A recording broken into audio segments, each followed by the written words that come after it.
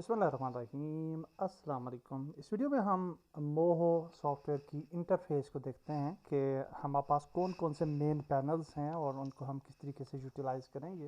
Definitely in depth हम जब आगे चलेंगे तो मज़ीद चीज़ों को एक्सप्लोर करेंगे, बट एक क्विक ओवरव्यू देख लेते हैं ताकि आपको थोड़ा सा आइडिया हो जाए कि ये सॉफ्टवेयर जो है इसके अंदर मेन मेन चीज़ें जो है वो कहाँ पर मौजूद हैं।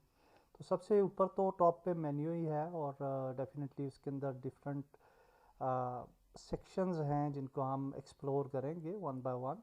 लेकिन उसके नीचे आपके पास ये पोजीशनिंग का एक आपको नज़र आती है ये वाली बार, और यहाँ पे हमारा डॉक्यूमेंट का नेम जो है वो आ रहा है। चूँकि मैंने न्यू डॉक्यूमेंट बनाया है विदाउट एनी नेम, तो अनटाइटल्ड नाम जो है वो आ रहा है। और सबसे जो मेन सेक्शन है हमारी जो सॉफ्टवेयर का वो ये वाला है, जो कि ये मेन आपका सेक्शन आ रहा है। इसको आप जो है मेन स्क्रीन कह सकते हैं, मेन पैलेट कह सकते हैं, कैनवस कह सकते हैं आप इसको, कि जहाँ पे हमारा आर्ट वर्क जो है वो हमें नज़र आएगा जब हम क्रिएट करेंगे। चाहे कोई हम कार्टून्स एनिमेशंस क्रिएट करते हैं, वेक्टर ड्राइंग्स हैं या बिट मैप इमेजेस हैं, कोई भी चीज़ है तो वो यहाँ पे हम उनको अरेंज करेंगे और उनको देख पाएंगे। लेफ़्ट साइड पे हमारे पास टूल सेट है जहाँ पे आपके पास डिफरेंट टूल्स हैं, जिसके अंदर ड्रा रिलेटेड टूल्स आ जाते हैं, फ्री हैंड है, ड्रा शेप एक्सेट्रा। और उसके नीचे फिल टूल है, उसके बाद लेयर के कुछ टूल्स हैं। ये लेयर के का जो सेक्शन है ये यहीं पर रहेगा, कैमरा वाला भी और वर्क स्पेस का भी, क्योंकि इसका जो रिलेशन है वो इन टूल्स के साथ नहीं है। अलबत्ता यहाँ पे अगर लेयर चेंज होती है, जैसे कि अभी आप देख सकते हैं कि ये एक लेयर है जो कि वेक्टर लेयर है, तो अगर यहाँ पे एक बिट मैप लेयर होगी तो उससे रिलेटेड टूल्स जो है वो फिर यहाँ पे शो होंगे।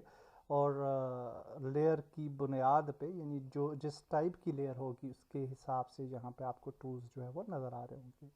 राइट साइड पे जो मोस्ट इम्पॉर्टेंट सेक्शंस हैं वो डेफिनेटली ये स्टाइल है, जहाँ पे आपके डिफरेंट कलर्स वगैरह हैं, इफ़ेक्ट्स हैं।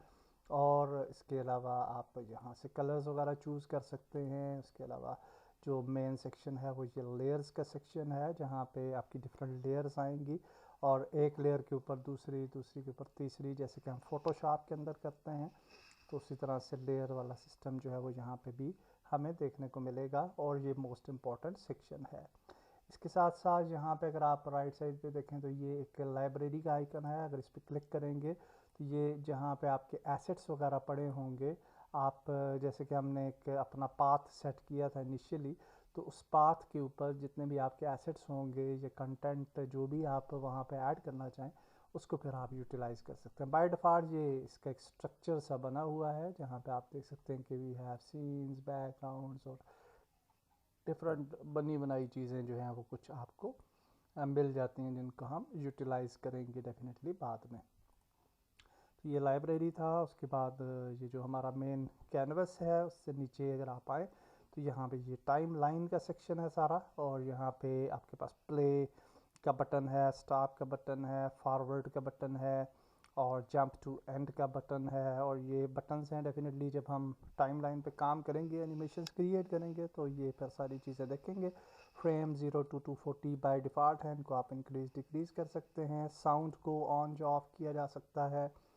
और इसके अलावा आपके पास यहाँ पे ये डिफरेंट यानी कैनवस को डिफरेंट पैनल्स में भी डिवाइड आप कर सकते हैं। यानी ये देखिए 2 पैनल्स में हमने कर दिया, यूं कर लिया हॉरिजेंटली, और 4 पैनल्स में भी अगर आपका 3D वगैरह में काम करते हैं, 3D एनिमेशंस को टच करते हैं, तो उसके लिए फिर ये 4 पैनल में आप डिफरेंट पर्सपेक्टिव व्यूज से जो है वो अपनी एनिमेशंस को चूज़ कर सकते हैं। ये कर्व्स हैं, इनको इनेबल या डिसेबल किया जा सकता है। जब हम वेक्टर आर्ट करते हैं तो उसके ऊपर हमें नोड्स वगैरह और कर्व्स चाहिए होती हैं, तो डेफिनेटली उसके लिए फिर ये इनेबल रखेंगे। अदरवाइज़ अगर आप बिट मैप इमेजेस वगैरह हैं, कर्व्स नहीं यूज़ कर रहे, तो फिर इसको आप अनचेक भी कर सकते हैं।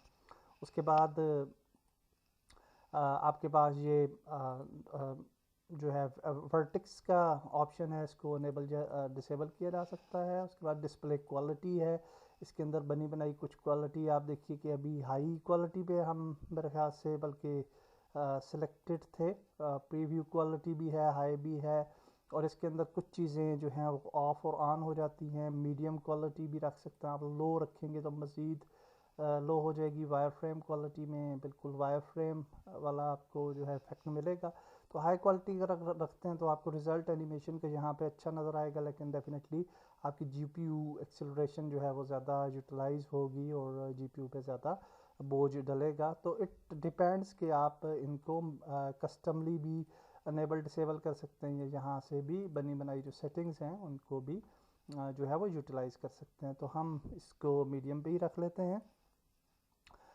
तो ये कुछ चीज़ें थी जो कि हमने एक्सप्लोर की। सिंपल सिंपल हम रखते हैं अभी, और जब आगे चल के प्रैक्टिकली कुछ चीज़ें क्रिएट करेंगे तो सारी चीज़ें फिर हम इंशाल्लाह एक्सप्लोर करना शुरू करेंगे। That's it for this video. अल्लाह हाफिज़।